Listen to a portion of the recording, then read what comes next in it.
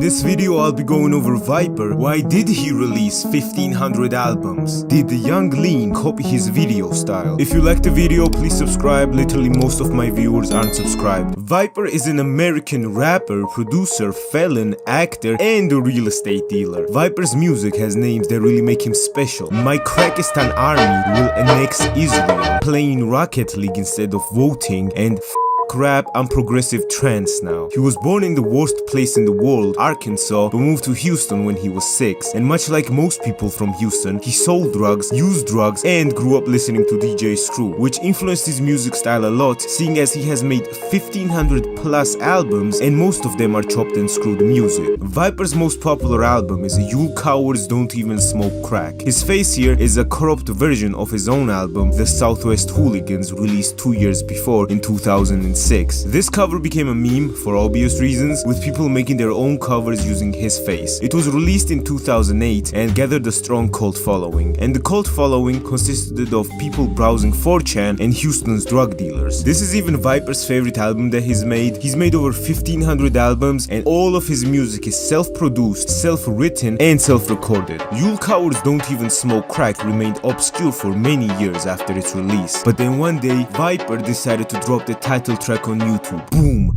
People saw the hook and fell in love. News sources started reporting on the album and it gathered millions of views. When he made this song, he was involved in dealing drugs, and he made that song in his own words as a calling out to the world. My story in the trade at the time. He says the message of that song is whatever you're afraid in life, take it by the horns, and that he's not promoting crack, but to him crack is like weed, you know, you do it once and you'll get over it. And he said that the You Cowards Don't Even Smoke Crack money was essential when he was paying for real estate classes. We'll get to the whole real estate thing later, man, trust me. His music can be classified mostly in the cloud rap and the hip hop genre, but he doesn't let you get comfortable. You think he's doing cloud rap vaporwave shit? Then boom!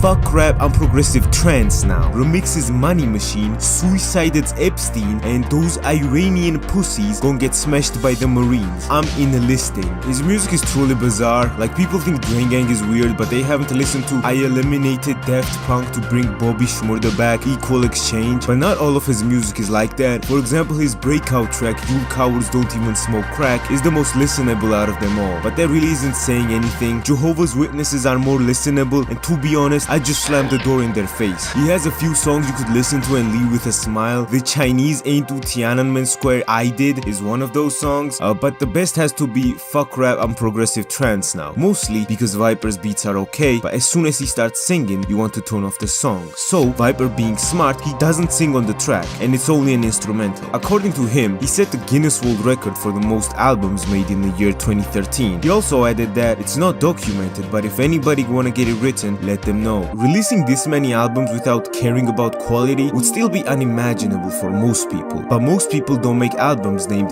They Pen Ain't Mightier Than My Pistol. How does Viper do it? A lot of people like to call themselves hustlers. Like how Billie Eilish made a whole song in its entirety during quarantine. Kanye made 3 beats every day for 3 summers. Viper makes 10 to 20 songs each day. Making music can be expensive, but that's just the propaganda the CIA tries to feed people so there are less local SoundCloud rappers. Viper's cost effectiveness would even impress the most Armenianist of Armenians. He has his own home studio, which consists of FL Studio, Korg Triton, and an Yamaha motive. Because he has his studio at home, he doesn't have to pay some dude who posts FL Studio on his Instagram stories, so it's very cost effective for him. He said that he can make a song in 15 minutes. 10 minutes of the song goes to making the beat and 5 on the flow, and then he goes to the next one. If I set a goal to get 2 albums in one day, I'll do it. If you got 365 days in a year, I'm making 2 albums a day, all new material. It shows how I'm doing it. He also has a lot of lyric material because when he was in jail, he wrote around 500 songs. The exact number is kinda iffy. He once said 2000 songs, once 500. A huge influence of Viper is DJ Screw. He used to be famous in the 90s and was famous for chopping and screwing songs. Recently, a lot more slowed and reverbed or chopped and screwed songs are popping off on TikTok, but the jailbait teenagers on my For You page don't don't give enough credit to who really deserves it. Viper did it first, and the more you start going down the rabbit hole of this man, the more you believe that he's the 1% and we're the ones getting the sprinkles of water. DJ Screw, being from Houston, the same city Viper's from, was a huge influence. So much of an influence that most of the albums that he drops are where his previous songs have been chopped and screwed. He's clearly a fan of Screw. He's mentioned him in his past interviews, and being from the same city, you know,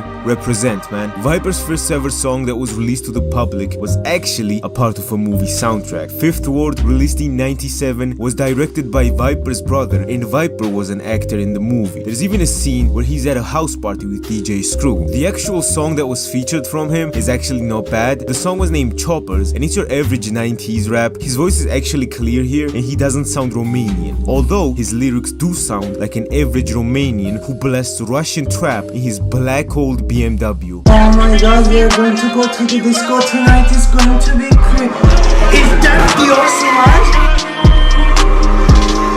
This is going to be... He sometimes reverses his songs after he's done with them because, I quote, "When you have a really good sound, it sounds better when you reverse it." Now, he actually has a good amount of experience with being an artist, not even mentioning the fact that he has over 1,500 albums released. He started playing the piano when he was 5 years old, then started playing the organ from his dad's church when he was 8, and because a lot of people said he had a good voice, he sung in the church choir and wanted to do something in the music industry. He originally started off with singing, but it wasn't working out, so he switched to rap. He went through a growing process in his rap career. When he was transitioning to being a rapper, he was trying to be more of a rapper than a singer. In his earlier music, such as Hustling Thick and Southwest Hooligan, he was doing exactly that, only rap. But as he ventured further in his rap career, he went back to his roots in R&B. Now a lot of his songs are a lot slower and a lot more R&B, more singing on the hooks, and also occasionally uses autotune. The interviewer compared him to T-Pain, but kind of copying like the T-Pain sound a little bit. Yeah, kind of like the T-Pain sound. My sound is a little original. This interview took place in 2016, and his goal was to be a household name in the rap game, combining R&B and rap.